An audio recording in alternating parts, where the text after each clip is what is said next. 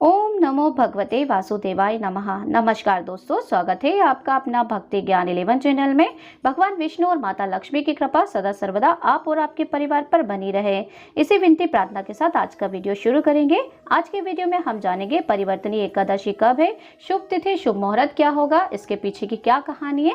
साथ ही हम जानेंगे इसका महत्व और पूजा विधि और व्रत पारण का शुभ समय क्या होगा। व्रत पारण हमें किस तरीके से किन चीजों का उपयोग करके करना चाहिए, सब कुछ जानने वाले हैं आज ही इसी वीडियो में। तो आप हमारे साथ वीडियो में अंत तक बने रहिए।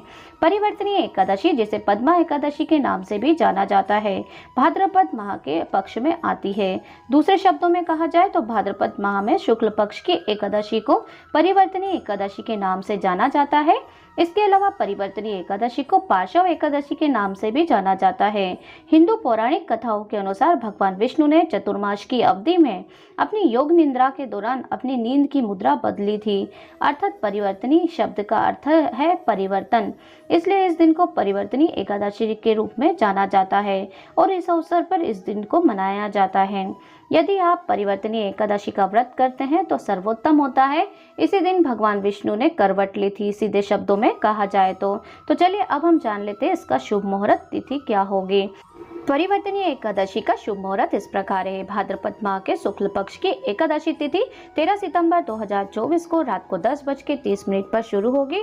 वहीं इसका समापन दिन रविवार 14 सितंबर 2024 को रात को 8:41 पर होगा। उदय तिथि के अनुसार 14 सितंबर 2024 को व्रत किया जाएगा। अब हम जान लेते हैं व्रत पारण का शुभ समय। तो 15 सितंबर को सुबह 6:06 से सुबह 8:34 के बीच आपको व्रत का पारण कर लेना चाहिए। इस दिन द्वादशी तिथि का समापन शाम को 6:12 पर होगा। तो इस तरीके से आपको व्रत का पारण करना है। सुबह का समय व्रत पारण के लिए सर्वोत्तम माना जाता है। तो व्रत पारण से संबंधित कुछ महत्वपूर्ण बातें हैं जो कि मैं आपको बता देती हूँ।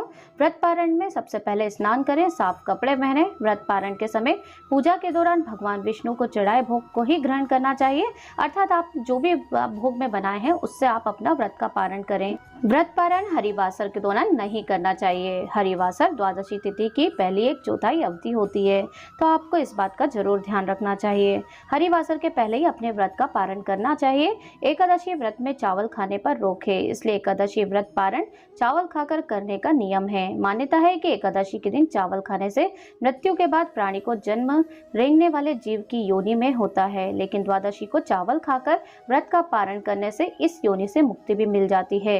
अर्थात आप एकादशी पर चावल का ग्रहण ना करें, लेकिन द्वादशी में आप अगर व्रत खोल रहे हैं तो उस समय आप चावल जरूर ग्रहण कर सकते हैं। पारण के समय फल या सूखे मेवे, आप बादाम, पिस्ता, अखरोट या किशमिश भी खाए जा सकते हैं। अगर आप व्रत का पारण चावल खाने से करते हैं तो अति उत्तम होता है। पारण के लिए भोजन पकाने के लिए सिर्फ घी का ही इस्तेमाल करना चाहिए।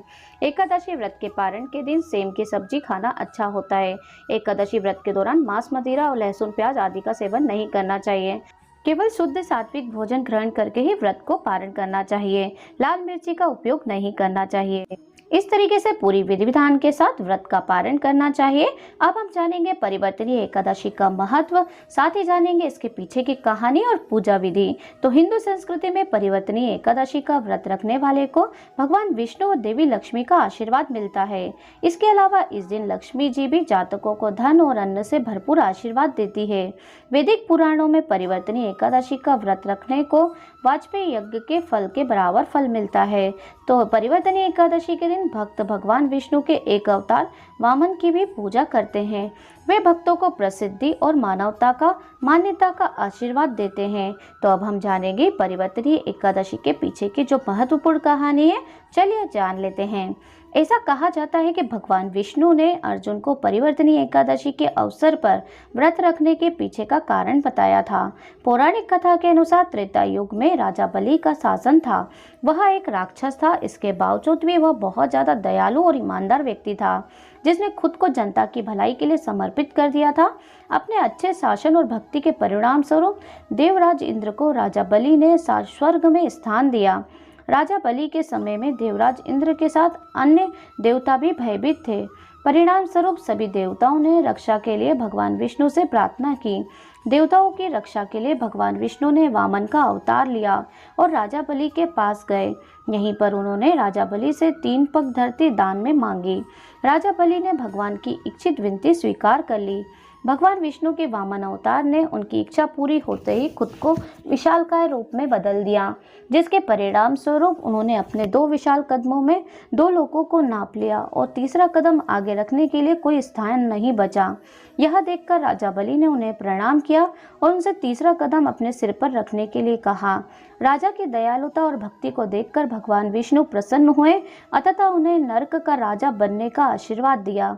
इस प्रकार इस दिन एकादशी व्रत मनाया जाता है। इसके अलावा राजा बलि के पास हमेशा के लिए एक सोती हुई भगवान विष्णु की मूर्ति रखी जाती है। तो इस तरीके से इसके पीछे की यही मान्यता, कारण और कहानी है। तो चलिए अब हम जान लेते हैं परिवर्तनीय एकादशी से हमें क्या लाभ होता है, साथ ही इसकी पूजा विधि। तो माना जाता है कि परिवर्तनीय एकादशी का व्रत रखने से वाजपेयी यज्ञ के बराबर फल मिलता है। इस दिन व्रत रखने से हमें अपने सभी पापों से मुक्ति मिलती है और मृत्यु के बाद मोक्ष की प्राप्ति होती है। इसके अलावा अधिक पुण्य पाने के लिए जरूरतमंदों को दान भी करना चाहिए। इसके अलावा इस दिन देवी लक्ष्मी की पूजा करना भी बहुत ज़्यादा शुभ माना जाता है। भक्तों को जीवन में कभी भी अन्न की कमी नहीं होगी और उनके जीवन में हर अच्छी इच्छा जो चीज़ें हैं वो प्रचुर मात्रा में उपलब्ध होगी। तो इस तरीके से हमें परिवर्तनीय एकादशी का व्रत करने से यही फायदे और लाभ होते हैं। अब हम जानते हैं इसकी पूजा विधि। तो इस दिन भक्तों को सुबह जल्दी उठकर स्नान करना चाहिए। इसके बाद पीले रंग के कपड़े पहनना चाहिए और सूर्य देव को जल चढ़ाना चाहिए। मंदिर को साफ करें और भगवान विष्णु और भगवान गणेश की मूर्ति रखें और उन्हें सुंदर माला और आभूषणों से सजाएं। देवताओं को मोदक, फूल, तुलसी और पंचामृत चढ़ाएं। याद रखें कि पूजा की शुरुआत सबसे पहले भगवान गणेश की पूजा करके करें। भक्तों को प्रसाद परोसकर पूजा का समापन करें। लोग जरूरतमंदों को कपड़े, भोजन, जूते, अन्य उपयोगी चीजों को दान भी कर सकते हैं। इस दिन जो भी भक्त परिवर्तनीय एकादशी का व्रत करता है उसे इच्छित फल की प्राप्ति होती है, बहुत अधिक फल की प्राप्ति होती है और भगवान विष्णु और देवी लक्ष्मी की असीम कृपा उसके और उसके परिवार के ऊपर सदा सर्वदा के लिए बनी रहती है। इस दिन पूजा और व्रत करने से लोगों के जीवन में कभी भी किसी चीज़ की कमी नहीं आती है। तो अगर आप व्रत कर रहे हैं तो अति उत्तम है। अगर व्रत नहीं कर रहे हैं तो भी आपको इस दिन कथा को श्रवण जरूर करना चाहिए।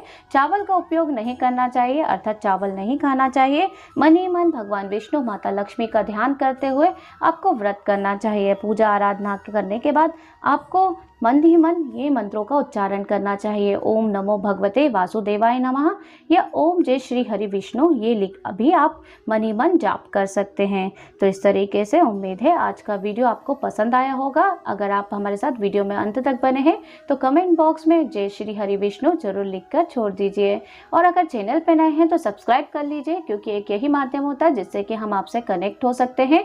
आने वाले 30 त्योहारों और व्रतों की जानकारी के लिए आप नोटिफिकेशन बेल को ऑन कर लीजिए, ताकि जब भी इस तरह का वीडियो अपलोड होगा तो सबसे पहला नोटिफिकेशन आपको पहुंच जाएगा। तो मिलते हैं नेक्स्ट वीडियो में, तब तक के लिए जय श्री हरि विष्णु, जय लक्ष्मी नारायण।